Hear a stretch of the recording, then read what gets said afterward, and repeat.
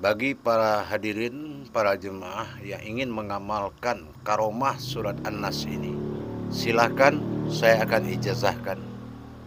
Mudah-mudahan diijabah oleh Allah Subhanahu wa taala. Para hadirin dan jemaah sekalian, banyak kita lihat umat Islam ini mencari keselamatan dengan segala cara dan berbagai macam cara.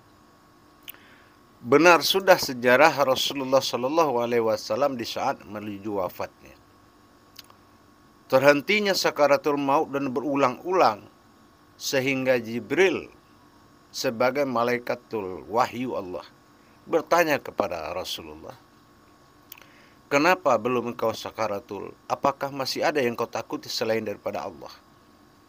Rasulullah menjawab, ada dua perkara. Apabila saya sudah tiada, kata Rasulullah, maka dua perkara ini akan datang mencari umatku. Inilah yang aku takuti. Padahal kalau dia memang berlindung dalam arasnya Allah, berlindung dalam sifatnya Hizbullahnya Allah, maka dia akan aman sebagai orang yang sudah beriman. Inilah yang kita khawatirkan. Apakah yang dua itu, kata Jibril?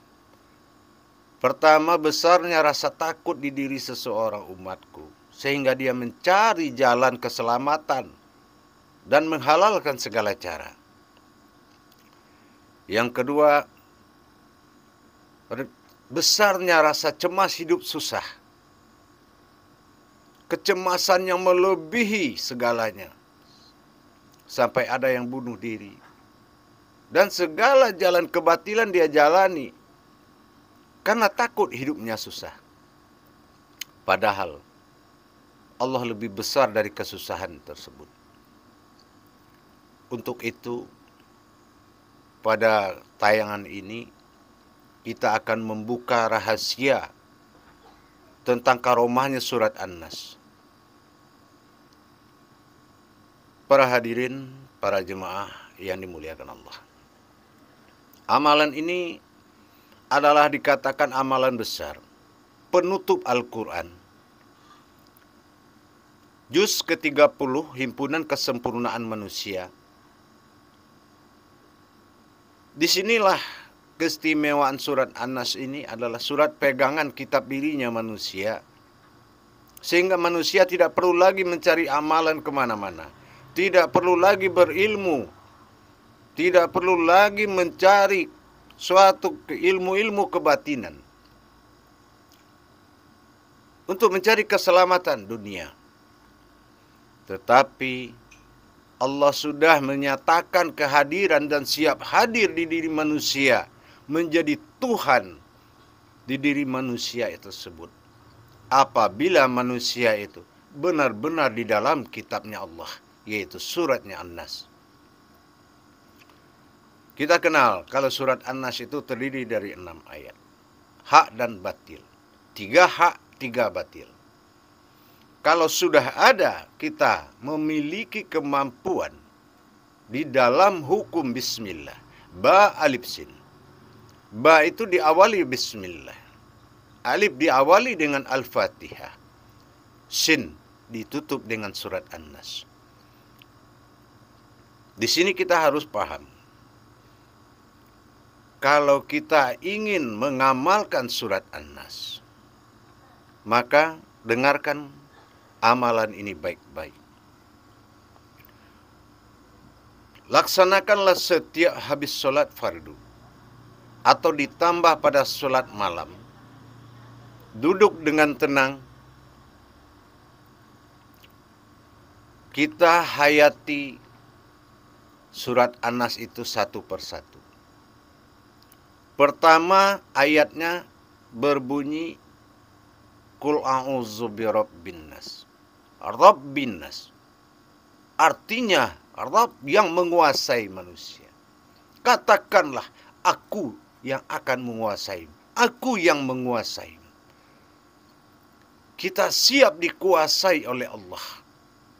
Mata hati kita di saat membaca itu melihat ke dalam hati batin Allah yang dalam hati kita. Bahwasanya kita akan dikuasai oleh Allah. Qul a'udzu birabbin nas. Kuasailah aku ya Allah. Liputilah aku. Malikin nas. Al-Malik. Bangkitlah ya Allah dari alam batinmu ke diriku ya Allah. Dalam hati kita memaknai Malikin nas dengan kata-kata memohon kebangkitan Allah. Munculnya Al-Malik, sifat maliknya Allah menuju diri kita. Setelah itu kita membaca Ilahin nas dan menjadi Tuhanlah di dalam diriku ya Allah. Baru kita menatap jasad. Ayat pertama kita menatap batin. Yang kedua, kita menatap rohani Allah. Batinnya Allah naik ke dalam jasad kita.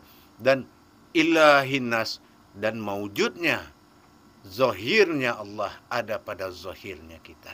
Maka Allah menzohir batin tersebut, menzohir menjadi jasad. Maka kita ingat kembali 3 ayat di depan. Min syarril waswasil khannas.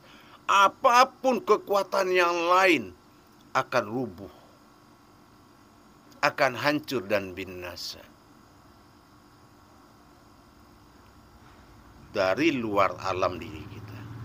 Dan apa kebatilan yang ada di diri kita adalah was-was, ketakutan dan keraguan-raguan. Allazi yuwaswisu fi sudurin nas. Hancur dan binasa segala sifat was-was pada diri kita. Min syarril waswasil khannas. Baru kita mengatakan seluruh kekuatan apapun dari alam manusia terhadap diri kita.